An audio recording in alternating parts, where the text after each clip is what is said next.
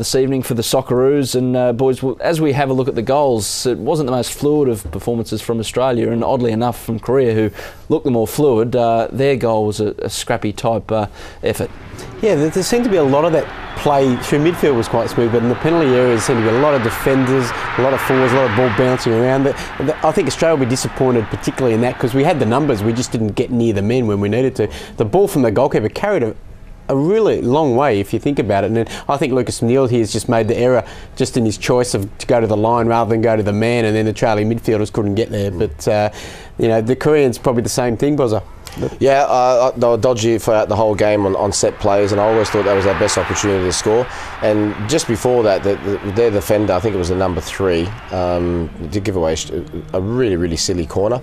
And we just kept it alive. Lucas there just deflecting off the 22, and the goalkeeper was poor, and Miller Jednak got off the mark. But you know, fair play to Australia, because we had to keep going. At that stage, 1-0 down, the way South Korea were playing, it was looking quite a forlorn hope that we were actually going to get back into the game, but we kept on plugging away, and we showed our true fighting spirit, which is us. Just on that goal, I've just noticed that then a little bit fortunate with Harry Kewell, perhaps in an offside position, got involved in the play, obviously didn't make contact, Miller Jednak, but great to see him finally break his duck for the national team. Yeah, he had a couple of sights on goal from the set piece that he perhaps could have got on target, but showed a lot of desperation in that one. It was actually 3 Aussie players going for the ball against the goalkeeper, and the 3 Korean defenders backed off, so another situation where they'll look at it and probably think we could do better there. David Carney doesn't look good, does it, Bozza, at all? No, it doesn't. That looked very painful. It must have done for all our viewers. I don't know how. I'm a bit squeaky with things like that, and it'll be very interesting to see whether or not he'll be able to play in the next game. But by the looks of things, I would doubt that severely, especially the next game coming up within 3 days. He has had problems with his shoulder before, and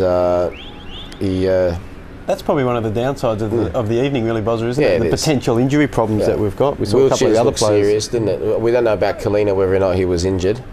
Wiltshire's looked serious, and so did Carney. So let's, you know, especially with the left side, when Simon and Harps made the point that we haven't got a great deal of cover on the left-hand side. But one point I want to make is, and I've watched now the whole first round. It's the first time I've watched an Asian Cup.